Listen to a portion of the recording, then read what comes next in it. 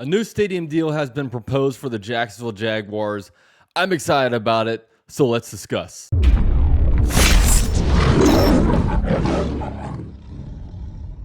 So this video is brought to you by Yesoul Fitness. Now, if you're anything like me, your schedule might be a little bit too busy to be able to make it to an actual gym with all the driving and everything that entails that.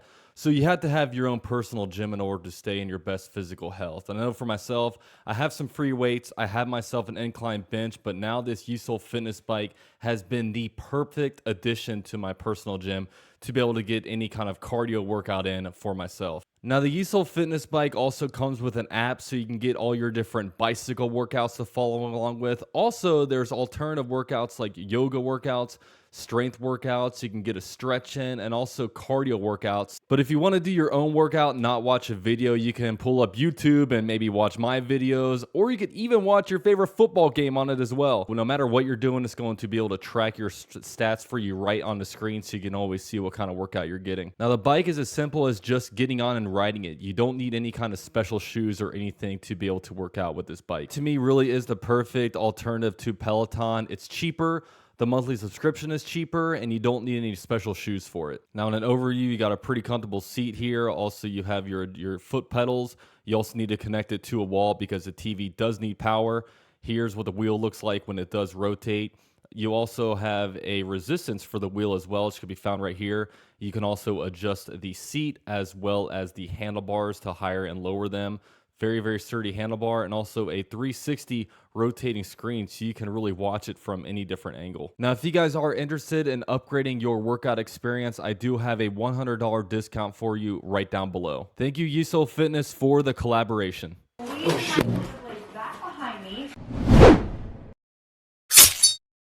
So last week, the city of Jacksonville, led by Mayor Donna Deegan and the president of the Jaguars, Mark Lamping, met up to basically propose a deal to the public and, kind of put the different thoughts and imaginations and the renderings that we saw just a few months ago kind of to life, okay? They kind of put some numbers behind it, some official stuff, the splits between, what the city of Jacksonville is going to pay versus what the Jaguars are going to pay. They kind of put everything together to be able to propose this to the NFL, propose it to, the different voters, and just kind of discussing what this whole thing is going to look like. And honestly, I think that, the city of Jacksonville really came out on top of this one. First of all, I think that the most important thing about this is that it puts the Jaguars in a 30-year lease with a no relocation clause, okay? So just think 30 years from now, how old are you going to be? The Jaguars will be in Jacksonville at the very worst until then. So I'll be a 60-year-old man. Let's go.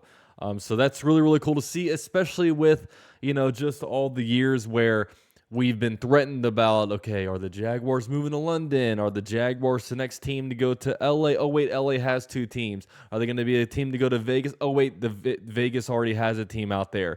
There's really nowhere else in the continental United States for the Jaguars to go. So luckily that definitely helps leave and put the Jaguars right there in Jacksonville where, I know myself, I've had the thoughts of a few times where it's like, man, the Jaguars aren't going to move. The Jaguars aren't going to move. But you also think what do they do move?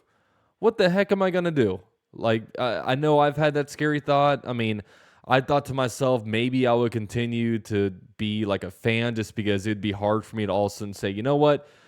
You're no longer a fan of Trevor Lawrence. You're no longer a fan of Travis Etienne, Josh Allen. You know what? You're all of a sudden going to hate these guys because Ashad Khan moved the team. It's hard to really separate that. And then you also think that, where am I going to go? What team am I going to go for? I'm not going to be a Dolphins fan. I guess maybe Bucket. I don't know. It would just be weird. But luckily, I don't have to think of that anymore. And also, what would I do with my YouTube channel? I built up this YouTube channel about Jacksonville. The football team in Jacksonville. It doesn't matter what the team name is. It's about this team in Jacksonville. And luckily, I don't have to go through that. So, with that said, it's a $1.4 billion deal where the city would pay $775 million of that. With that's about 55% is what that comes out to. And, the Jacksonville Jaguars will pay for the rest of it, which, definitely sounds like a lot. But the Jaguars actually, the Jacksonville Jaguars football organization is actually helping more than like the Bills are and the Titans are when it comes to their, most recent new stadium proposal deals.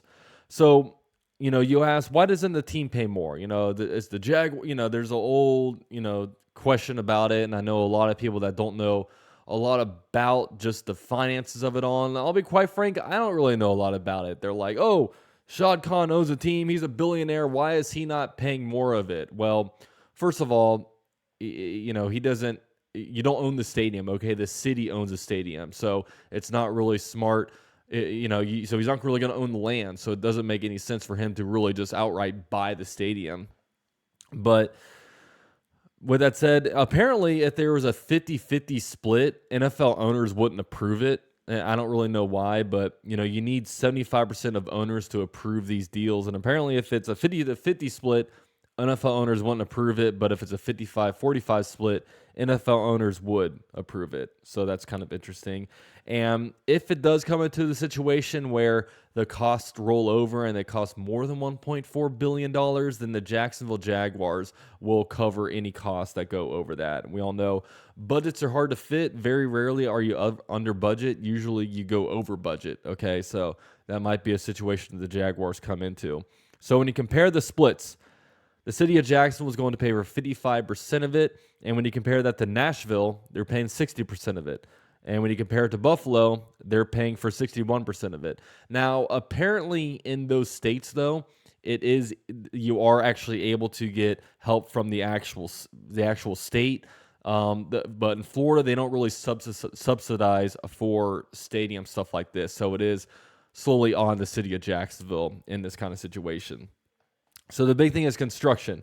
Okay, so 2026, the stadium will be under construction, but they can still play games at a smaller capacity.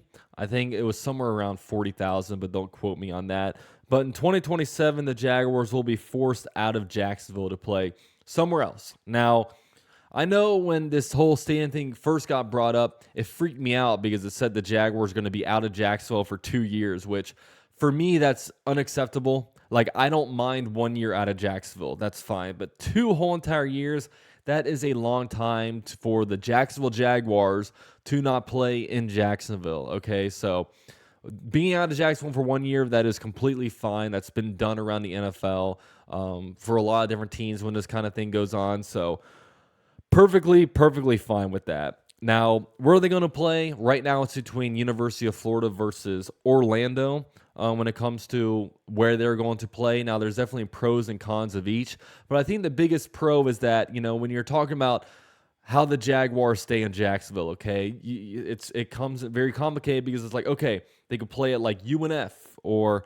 somewhere like that, but then if they do that, they're going to have to shove a bunch of money into there when they don't really have a lot there right now. They would have to get it literally NFL ready, okay? And it's not just being able to throw a bunch of seats in there so a bunch of spectators can watch.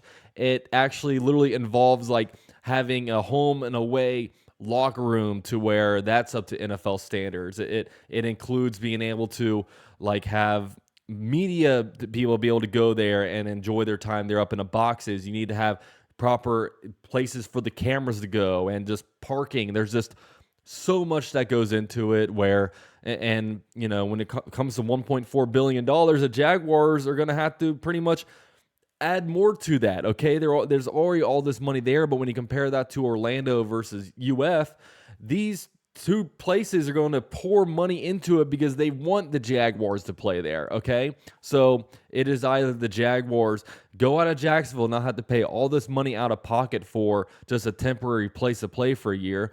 It would literally be, I know right now, I live in Orlando. Look, Mayor Buddy Dyer and everybody wants the Jaguars to play over here, okay? And they have all these plans to dump, I think, like $600 to $800 million into that stadium to, be able to have it NFL ready. And, I know right now University of Florida is going through a bunch of upgrades. Like I know right now the visiting locker rooms aren't good, for the University of Florida, but if the Jaguars were to play there, all that would be up to standard. Okay. So it just sounds a whole lot better to, when you look at this high $1.4 billion deal to not have to say, you know what, we need $300 to $400 million to get another place up to NFL standards to be able to put 20,000 people in there to be able to fit media people comfortably. It just doesn't make a whole lot of sense, okay? And between the UF versus Orlando debate, that's for another time. I could get that. I mean, I've made a whole entire video on debating that, so I don't want to go into that here. There's pros and cons of each. We'll just have to see. But there's a potential that the Jaguars will have a second home international game that year, which obviously wouldn't be a big issue. Whether it's played, I would imagine, right now they're playing games all over the place. They're going, like, there's a game in Brazil. I think Mexico City has it. It would make more sense for me for the Jaguars to play, a home and away in London, and then maybe go to like Germany and play another home game. Kind of stay over in Europe so you're not playing in 3 different continents over the course of the year while also being displaced in a different city from the place that you're practicing at. You know what I mean? It just makes a little bit more sense. Now, also a part of this deal, apparently like $300 million is going to go toward improving like surrounding neighborhoods. So, whether it be north of the stadium where, obviously it probably needs a little bit of work over there, and also just revitalizing the areas around the stadium when it comes to the shipyards, building that Four Seasons, just making it a little bit more fun for, so when people say, hey, if I'm a Chargers fan coming in for the Jaguars game, where, any cool bars or anything around the stadium to hit up, don't really know what to tell them, okay? Don't really know what to tell them. So we all know Jaguars need a little bit more work to done around the stadium, and it'll be cool to kind of see all of that play out. And overall, voters are going to vote to potentially extend a half-of-a-cent sales tax that right now is in effect until 2026, but they're going to vote on extending it to 2030 to be able to help with the stadium. But, I mean, I know for me, if I'm sitting there at the polls about to vote if I want to be continue to be taxed at a higher rate, I don't know. I would probably vote no, but I just don't know how the voters are going to vote to agree with that, but we'll just have to see. But those are really some of the major details. I know me, I'm extremely excited. Mostly, I'm just excited for the freaking shade, man. We need shade so bad. I refuse to go to games in September anymore because it's so dang hot, and I have the excuse that, hey, I do YouTube videos. I can sit at my house and do videos and, be in the air conditioning as opposed to going over there. I have an excuse, but you guys don't. You guys have to sit there in the heat. But it's all really, really fun and exciting. And also, more time in Jacksonville, man. I was very excited when the shovel hit the dirt for the practice facilities. I'm like, look, we're good. We're staying in Jacksonville. They're not. Shad Khan is about to dump almost $500 million in their practice facilities just to move out of here. So that was a very significant investment in the team and the city. And looking forward to this new stadium. Should be a whole lot of fun. And the Jaguars will instantly have the best stadium in the state of Florida. So with all that said, let me know what you think. Are you guys excited? Can't wait to see it. With all that said, go Jags.